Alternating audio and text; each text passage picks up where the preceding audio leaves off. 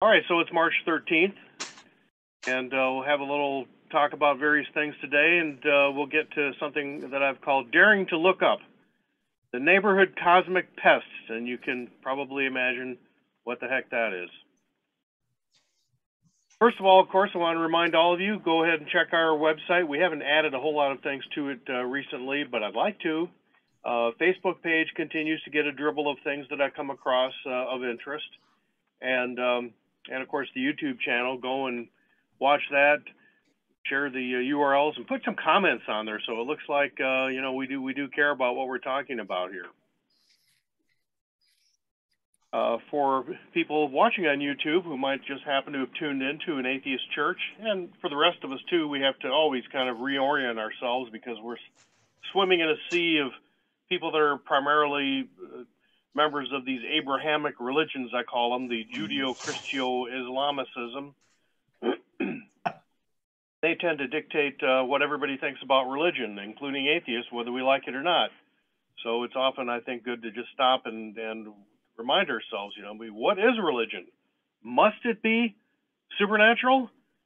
And I think that we would all agree that any of the religious traditions like Christianity, Judaism, Islam, the more they get away from the supernatural, the more we like them, because the less they're flying airplanes into buildings, and the less they're wanting to teach creationism in the schools and all that sort of thing. If they would just get rid of the supernaturalism, there's a lot of things in their traditions that are not necessarily bad.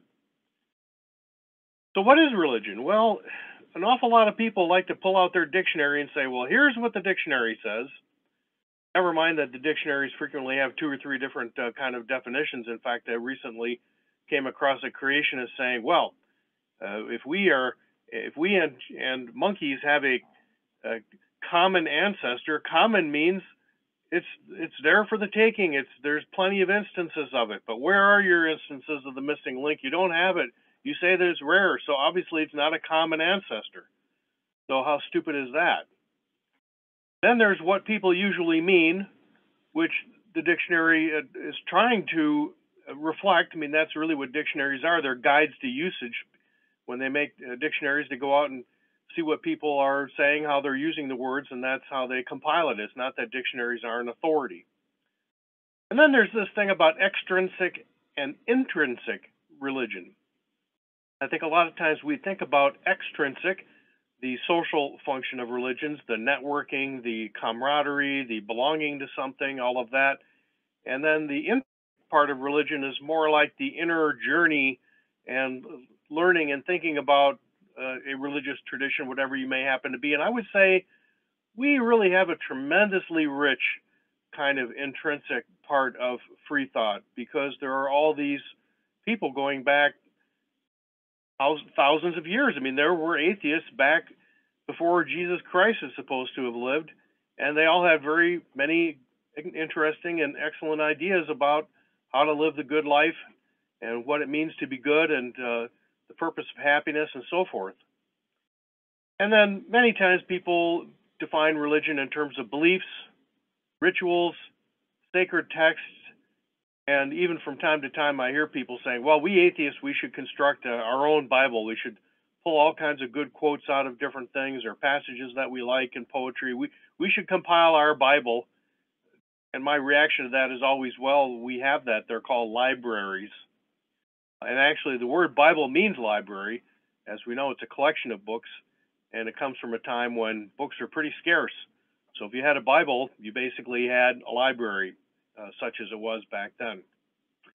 Religion also has social and cultural roles. We've had a program in the past about the economics of religion and how religions work just like businesses, and they look for protectionism from the government, which we call state-church violations, and so forth. And then the last meaning there, I think, is very important to us, especially as Americans, because the idea of religion involving matters of ultimate concern. In other words, the things that you really care most deeply and seriously about. This is Martin Luther from back in the 15th, early 16th century. He said, whatever your heart clings to and confides in, that is really your God. I don't think most people are aware of this thing that Martin Luther said, because it's quite interesting that even back then he could recognize that religion was something that you really could generalize. It wasn't just about his Christian faith. After that, of course, William James came along in the 19th century and pointed out, he in fact wrote a wonderful book, Varieties of Religious Experience. If you've never read it, you should get it. Take a look at it. It's a series of lectures that he gave in Scotland, compiled into a book later. He said religion, whatever else it is, that's what the ellipses are, religion is a man's total reaction upon life. Sorry, ladies, that's what he said, man. I was going to change it to person, but the idea of it being your total reaction upon life. Wonderful insight into what religion really is. It doesn't mean supernaturalism. It means your total reaction upon life. And of course, many people lean on the supernaturalism, but there's no need to. Paul Tillich, a guy who was a theologian in the 20th century, and that's where this matters of ultimate concern come from. He called religion the state of being grasped by an ultimate concern which qualifies all other concerns, that in itself provides the answer to the question of the meaning of our existence. Well, gosh, people, whether you're an atheist or an reincarnationist, whatever your opinions are about quote-unquote religions and theology, surely the question of the meaning of your existence matters to you. So people that run around and say, I have no religion, that's kind of crazy. I can understand saying I have no belief in God, because I don't have that either. I don't have a belief in a lot of other things either. And this guy I've got to find out more about, Thomas F. O'Day, who was a sociologist of religion. I think sociologists of religion really should be listened to, because they really study the role of religion in everyday life and what people do with it. He called religion a symbolic transformation of experience. That's very like what we've talked about religion having to do with qualia, with this sense of what it is like to be who you are and to be a human being. And Wilfred Cantwell Smith, very interesting guy, he wrote a book called The Meaning and End of Religion, among which other things he pointed out that the word religion really wasn't in use until pretty late in the Middle Ages. Prior to people saying, what is your religion, they just said the religion of the Aztecs, the religion of the Jews, the religion of these people, the religion of those people. But Cantwell Smith said, I'm not saying that religion is a good thing. I'm saying that it's a great thing. It can make you better, or it can make you much worse. But it means that you take the question of how to live seriously.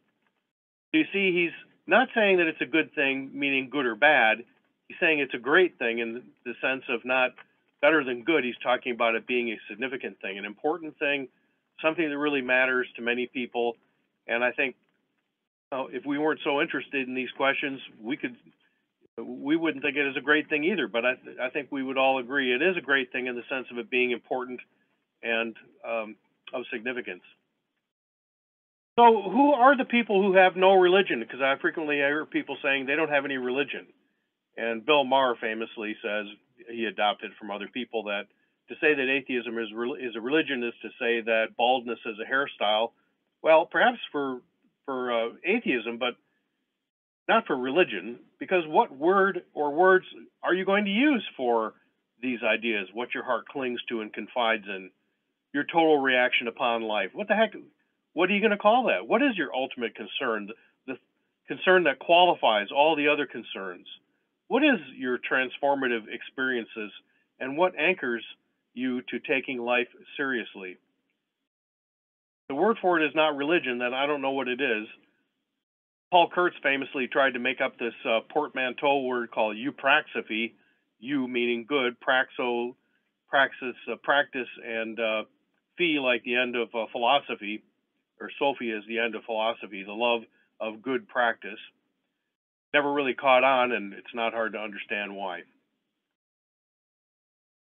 Point is that this is all consistent with the fact that atheism is not a religion. Of course it's not.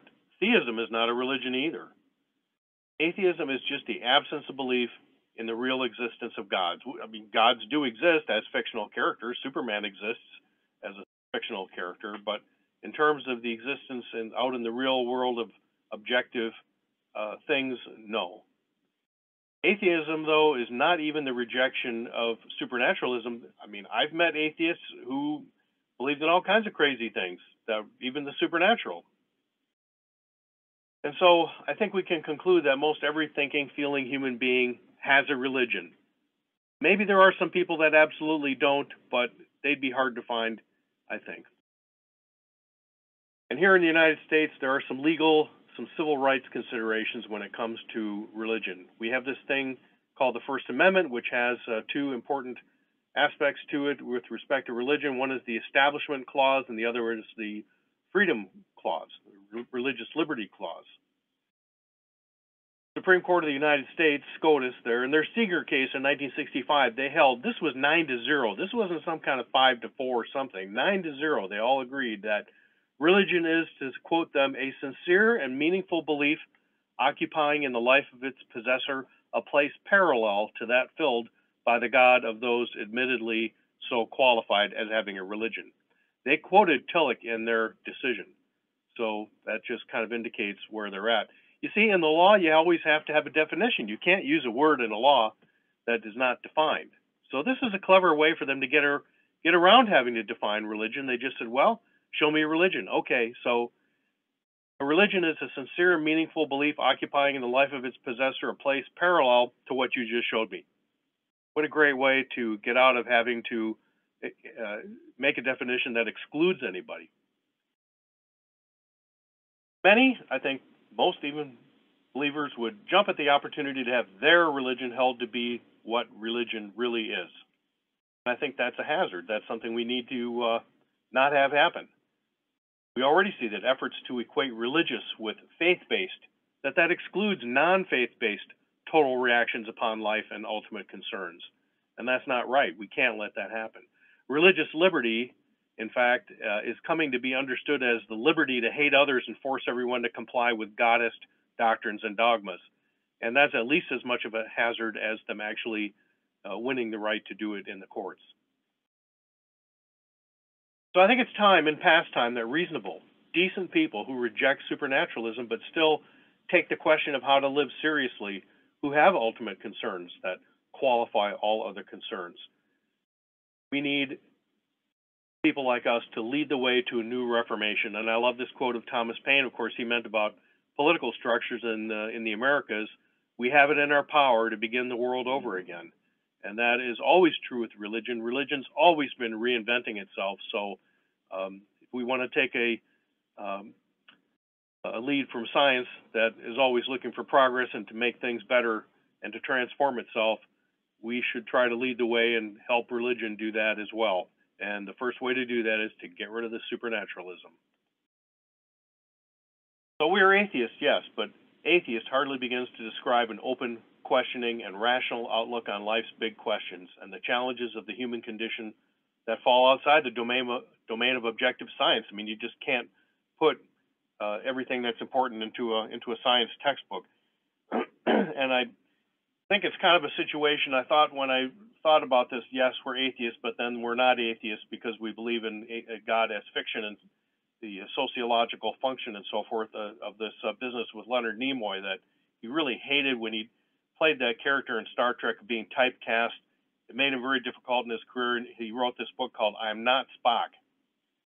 He subsequently kind of embraced that role and saw that it was important to people and wrote a follow-up biography called I Am Spock. And the interesting thing here, too, is that Spock was not, Leonard Nimoy was not somebody either in character or outside of it that went around telling people about his thoughts and prayers and God this and God that, but he was Jewish. And the little hand sign there is actually, Don can correct me later perhaps, if I think that's called the Shin, and that came from Spock, I guess, Leonard Nimoy as a little boy being in synagogue, and there was some part where you have to bow your head and not look, and they do some things, and if you open your eyes, that you'll burn or you'll die or something because God is there. And he opened his eyes and looked up and saw this sign, and that's the hand sign that they made. So that kind of fits in with what I started out saying. Dare we look up, because the traditional religious ideas with which we're dealing all the time. They always want you to bow your head and close your eyes, and I say, no, open your eyes and look up. I thought this is a wonderful quote by Leonard Nimoy, that the true creation of a being, character other than yourself, he said, for me is comparable to a mystical or spiritual experience.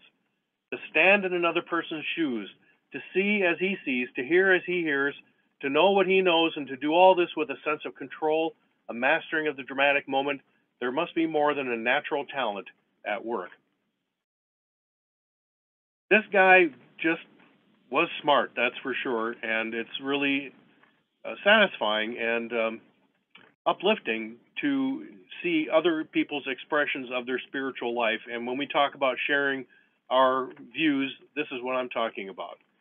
Instead of pulling out a book and saying, we all have to believe this, it's wonderful for people to be able to share what they find to be a mystical or spiritual experience, some part of their life where they kind of get outside of themselves or appreciate themselves better. And it's too bad he died when he did, but he did live a long life. I forget how old he was when he died, but everybody that knew him said that it was a great loss when he passed. And in the process of kind of looking this up a little bit online, because I wondered whether Leonard Nimoy ever expressed any atheist sentiment or humanist sentiment, came across this thing. It's a pastor, Baptist pastor in Kentucky, who was blogging at the time that Leonard Nimoy died. And think about how contracted and stifled that this person's mind and thinking is, because in this blog post he wrote that the world was saddened by the heart-wrenching news of Leonard Nimoy's death, but for those of us who maintain the exclusivity of Jesus Christ for reconciliation with the Father, this is at best a confusing case of sentimentality. It is one thing to affirm the reality of hell for the theoretical person who denies faith by grace alone through faith alone in Christ. It's quite another thing when it is the gentle voice of the one who taught us to live long and prosper. I hope Nimoy has in fact been beamed up to God, but if he did not find eternal peace by placing faith in Jesus Christ, then no such joy is available for him. If the thought of Leonard Nimoy separated from God and hell seems horrific to you, then ask God to increase your desire to share the good news of Jesus Christ. Now, when I've heard atheists say how terrible it is that the Jews who were killed in the Holocaust are burning in hell, and their Nazi overlords who went and prayed for forgiveness were redeemed by the blood of Christ and they're all in heaven, how obscene that is. Here it is right in front of you, folks. This is how they really think. And they're the ones who are not free, who are not able to see. Yes, they've got their heads bowed and their eyes closed, and they're living as something less than what they could if they really tried to be completely human. So let's just run through some things I've got here for under the theme of daring to look up in our neighborhood cosmic pests.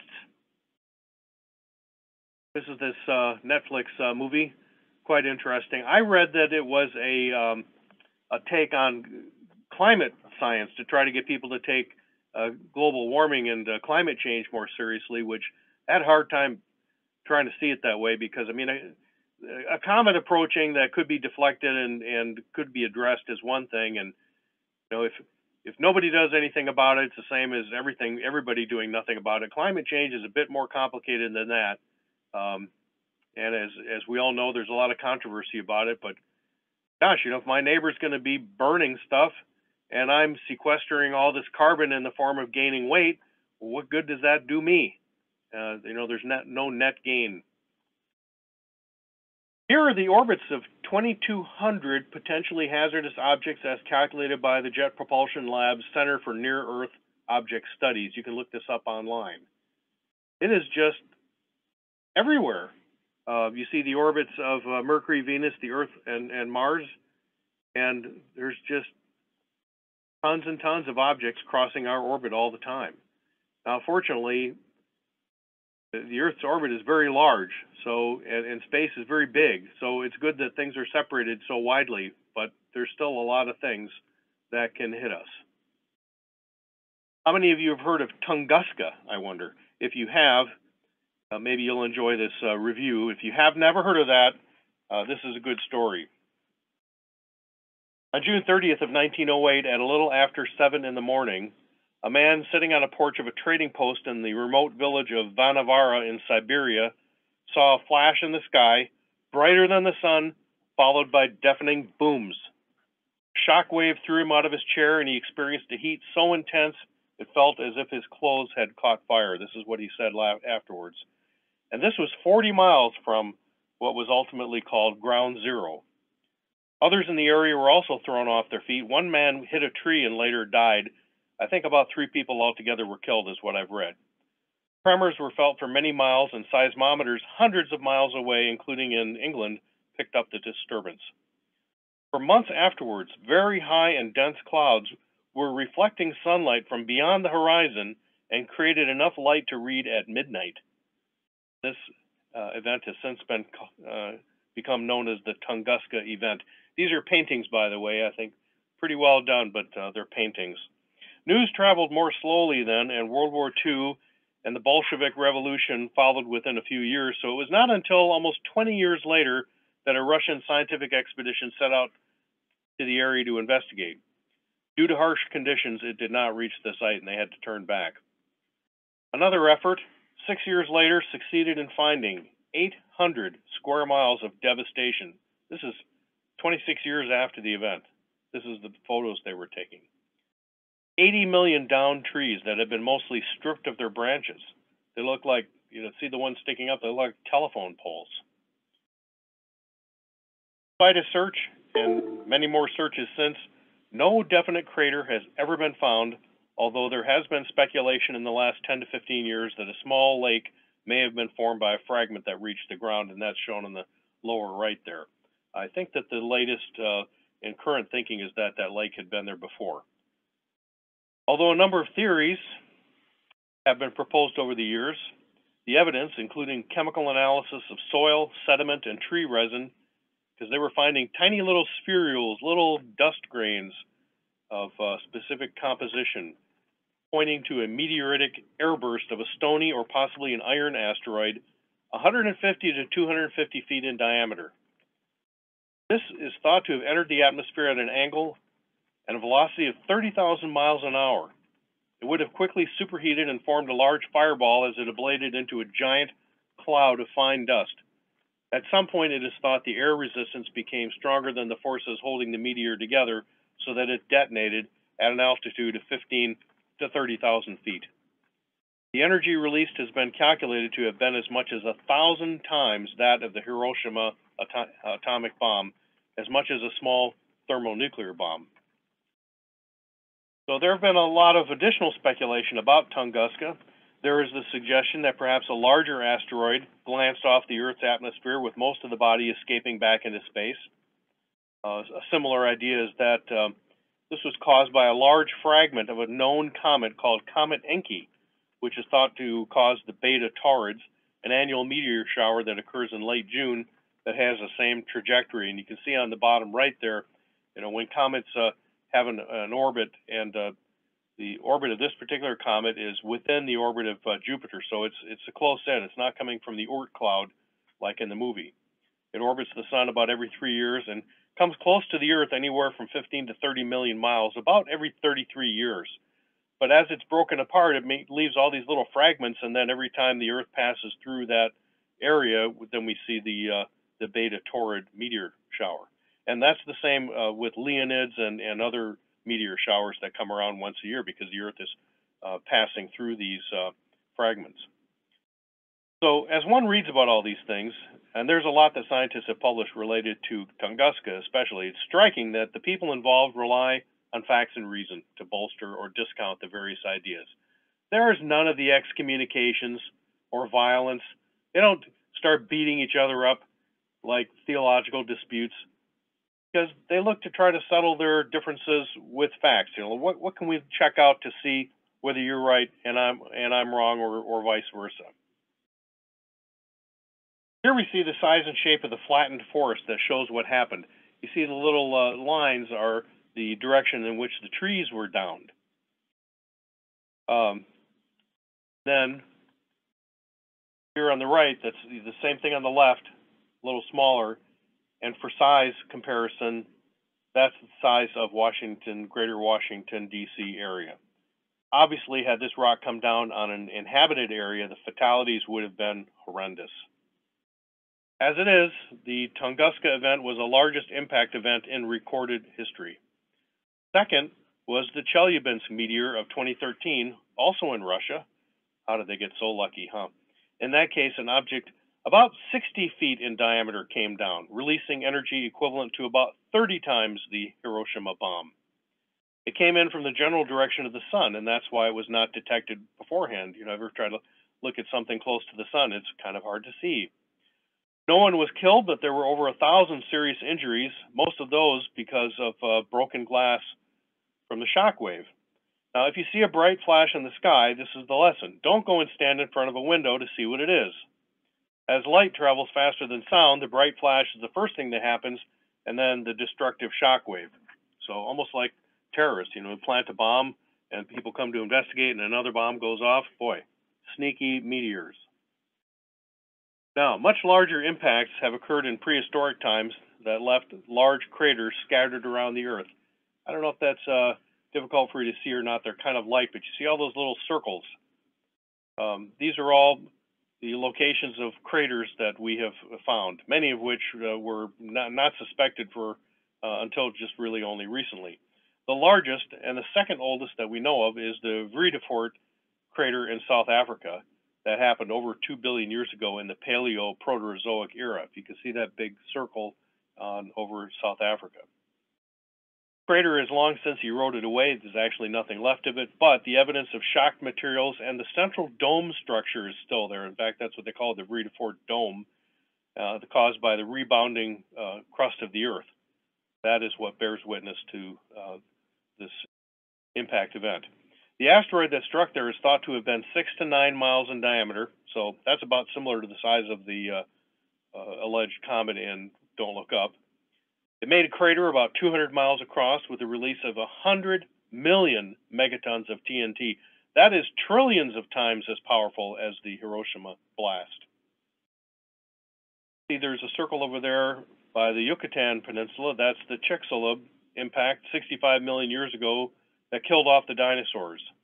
That was only a few billion times as powerful as the Hiroshima by comparison. There's also, if you look up, there's a large impact crater in Canada centered on Sudbury. That is known as the Sudbury Basin or Sudbury structure. That one was almost as big as Freethought in South Africa. It happened a bit less than 2 billion years ago. That area today is mined for nickel and copper, and I wonder how much of that nickel and copper came from the impactor. And that brings us to this. It was recently determined that at about 1650 BCE, a Tunguska-sized, actually somewhat larger, airburst of an incoming asteroid occurred in the Middle East, just northeast of the northern end of the Dead Sea there. You see the map on the right. The Bronze Age city of Tal el-Hammam and everything else in the area was destroyed when that released what is estimated to have been over 1,000 times more energy than the Hiroshima bomb. Temperatures on the ground were estimated to have exceeded 3,500 degrees Fahrenheit based on melted pottery and testing that they did in the lab to see how much heat it would take. And as with Tunguska, microscopic grains of shocked quartz and the usual extraterrestrial amounts of iridium, platinum, and other elements were found. But wait, there's more. There is evidence that around 10,000 years before that, dozens of sites across North America, Europe, and the Mideast were subjected to a series of similar airburst impacts that killed off people.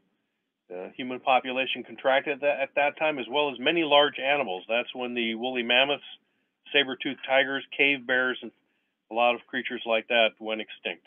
Also, it triggered cooling climate change, and you see on the lower right the temperature curve of the last 15,000 years, and you see there's a kind of a general upward trend from the ending of the Ice Age, and then there's that big dip, and that was thought to be caused by the winter caused by all of these impacts, creating a lot of dust in the atmosphere and cooling off the planet. So these ancient impact events, especially the Tal el-Hammam site in the Mideast, have caused some to wonder if this may have formed the basis of legends such as the destruction of Sodom and Gomorrah described in Genesis. This in turn would predictably cause people of a certain mentality to conclude that, oh, that's proof that every word of the Bible is absolutely accurate. More sensible people add it to one of the lists of scientific explanations of biblical miracles. I don't know if you've ever looked those up. Yeah, boy, some are really pretty ridiculous. It's interesting, of course, though, to consider that a Tunguska-sized airburst in an inhabited area would generate oral traditions that were ultimately recorded. People would remember that sort of thing, and our ancestors of long ago, after all, were not so unlike ourselves. Dramatic events made deep impressions. On the other hand, we all know of fish stories and just so stories. Localized floods become worldwide floods, and just as we today find ruins and come up with stories as to what happened, so did our ancestors, although they weren't professional archaeologists, and so they came up with the best they could. Blasted and cooked artifacts invite similar explanations, except, again, our ancestors tended to look for explanations beneath the explanations, such as that the victims of the calamities deserved it, because they were sinners. So the destruction of Sodom and Gomorrah does have some basis in collective memory, perhaps. Then a meteoritic airburst may have played a role in a long-standing fear and hatred of homosexuals, since that is the sin that so many Abrahamic godists connect with Sodom and Gomorrah. And how many archaeologists from the era of Indiana Jones or Heinrich Schliemann, for example, the guy who found Troy, whoever dreamed that in order to do their jobs in archaeology, they might need to know some astrophysics? Our planet is struck by these rocks all the time. We talked before about the many small ones that never reach the ground. We had a moment of science some years back about a guy that was finding little tiny meteors on rooftops and constructed a way to wash them off and collect them. Many of these are nothing but grains of sand by the time they hit the ground, or maybe small pebbles. Of course, the larger the space rock, the less frequent it's going to happen, luckily. It's been estimated that a Tunguska scale impact happens about every 100 to 1,000 years. So we're lucky that way. And you may know that efforts to figure out what's approaching us have been made, and preliminary efforts made towards figuring out what to do about it. And in the asteroid movies that we've seen, of course, they're sending up nuclear bombs to blow them up. You might not want to blow up an asteroid because it's quite a lot of mass, and the mass will stick together regardless of whether or not it's blown apart. Some of the simulations show that the pieces of a blown up asteroid just come right back together again. This here is the DART, the double asteroid redeflection test, NASA, that launched last November 24th, due to arrive in late September at this double asteroid system. There's a small asteroid orbiting a larger one, and so the idea is to run this spacecraft into the smaller one and to know how much momentum is imparted, and then this is supposed to take place about 11 million miles from the Earth, so that Earth-based astronomers can observe this and see how much deflection it's caused. So, and this is really a whole discipline of science now, how to deflect these things. There's other suggestions. It turns out it looks like if something was headed our way, if we get to it soon enough, if we've got to in advance, just a little bit of deflection could make it miss the Earth. Also, you could just orbit a spacecraft nearby one of these kinds of objects, and the gravity from the spacecraft would tend to deflect it from its path. Very interesting idea. But DART here is going on this year, and maybe we'll have a presentation about methods of deflecting these things. They're very instructive. Just like God is a window into the psyche of human beings, the different schemes that have come up with to try to knock these things off course are also a window into that as well. By the way, you don't have to deflect it very much. Like I said, the sooner you do it, so the more time it has for that deflection to work out. But also, remember, we're on a planet that's moving at tens of thousands of miles an hour. I think it's like 67,000 miles an hour our Earth is orbiting the sun. Every 7 minutes, the Earth is no longer where it just was. That's how long it takes for the Earth to move one diameter, 7 minutes. So in the time I've been talking here, the Earth has moved several diameters from where it was at the beginning. Now, supernaturalists might say, if they were to come on here, watch our video, well, these atheists, they don't know what religion is. Nothing they've talked about has anything to do with religion. By the way, this is the the plan for the DART. See it coming in there. It's going to deflect the central asteroid Didymos, and Dimorphos is the orbiting little asteroid. So they'll be able to measure from the Earth. But there certainly is a lot to be said for thinking about and really taking some time to think about and consider, even just emotionally, how we feel about being lost in the mysterious universe without any purpose. And that's how Richard Feynman, the 20th century, I think he lived into the 21st century, but a physicist who was at the Manhattan Project, won the Nobel Prize for his work on quantum chromodynamics, I believe it was. He had a lot of interesting things to say, certainly part of our religious tradition about learning and finding things out, and also the humility of not trying to think that you know more than what you do. Because it is true, we are lost in the mysterious universe without any purpose, and not just the universe outside of us all that we share, but the universe inside of ourselves that we're always talking about. We're still finding our way in that too. Like the little slip of paper, a little thing that Merlin showed us once. You know, you're given a body, and you have to learn these lessons, and you can't go on to the next lesson unless you learn the one you're given. So on to March 13th. A few things happened here. March 13th, William Herschel discovers, how do we say that word?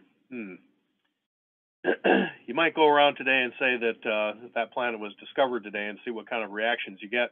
I have read that a better pronunciation is Uranus. Doesn't tend. Well, but if you look it up, it's Uranus. But anyways, children like to have pee and poop references. But at any rate, William Herschel didn't actually discover Uranus. When he did, he called it initially a comet, and they didn't know what to name it at first. He named it after King George, and understandably, people in some other countries didn't care for that very much. But we know a lot more about this planet now than we used to, all sorts of interesting things about it. This is a picture from Hubble on August 31st, 2006, 1300 EDT. If you look there, there's a little white dot, and then if you look to the right, there's a little dark dot, and that's Ariel, one of the moons of Uranus. And if you're standing on the area of Uranus where it's dark, that little dark dot, you'd be seeing a total eclipse of the sun by Uranus's satellite, Ariel. Pretty neat. March 13th, also, discovery of Pluto was announced in 1930. This is the best view we've ever had of Pluto, taken by one of our spacecraft flung out. It must have been Voyager, no, one of the other ones, I forget. Also on March 13th, 2003, the Chiampet del Diavolo, which means the devil's footprints, were identified, confirmed as being 350,000-year-old hominid footprints. This is in Italy. You see the little star there I put so you see whereabouts in Italy. You go to Italy, I wonder if you can go and see, well, you should be able to go and see it. I did see photos of this place that had little tourist railings and so forth that you can go and see these footprints. These did not stand the test of time. They were actually made in a kind of volcanic material and then covered over. And it was only the later erosion of the covering material that exposed them. So for a long time, nobody knew that they were there. And it makes you wonder how many other things like that there are on this world of ours, how many other undiscovered craters and all kinds of goodies that have just not been found yet. Maybe something twice as big as the Hope Diamond is out there still. Also, March 13th is National Elephant Day in Thailand. Elephants, it turns out, are extremely smart. They bury their dead. They use tools. There's some videos on YouTube showing an elephant painting a picture. I mean, the elephant picks up with its trunk a paintbrush and is painting pictures of trees and things that you and I can see. They have cooperative problem solving, and there have been instances where people had anecdotes. And in one case I read of, an elephant, I guess just a wild elephant, was following people along who were putting fence posts in. The fence posts had the holes for the fence posts had been previously dug, and the elephant started picking up the fence posts and putting them in and helping out the crew. And then he comes up to one hole, and hesitated. And the people came up and, why isn't this elephant, why is he stopped? And they looked in the hole. There was a dog in there that had hopped in and taken a nap. The elephant was not going to put that fence post in and hurt the dog. How interesting, huh? Kind of like dolphins that save your life when you're shipwrecked at sea. So as we get along, to have the right mindset for discussion, remember to think about how you phrase things. We don't want to get too excited. I try to do this myself, to say, well, my opinion, or I think, or some say, what about this idea? We're not here to sell things, but to bounce things off of others, not to convert. And that is a sad, sad legacy of the Abrahamic religions, that too many times people, even atheists, because we're soaked in this type of Abrahamic religious culture, always think that the goal is to convert somebody else, make them think the same as we do. And there's no need for that, just no need. Also, we learn more about thinking about the opinions of others. How else are we going to figure out how to make our own better? Think about those opinions of others, because there probably is a good reason why they hold them, even if we don't understand it, and there might be something in those opinions that we can use to make our own better. This is the way of freethinkers. Real quick, our principles: reason, enjoyment, appreciation, and love. Love, especially just being the value that we attach to things, especially other people. The most valuable thing in this world are people, each other. All these things can be replaced. And a lot of damage and things. It's sad to see all the stuff being blown up in Ukraine now, but it's the people that are the most important. You can always rebuild the things. And again, I just remind you that Freethought is not free. If you're watching this later on PayPal, just go to our church website. It's easy to donate through PayPal. There's a button on the page that you can do that. And also put in your email address at the bottom of each page, and you'll get notices of when we're having these Zoom meetings and our in-person get-togethers on the first Sunday of each month. Visit us on Facebook and Twitter. We depend very much on your continued support, not just financially, but being here, participating.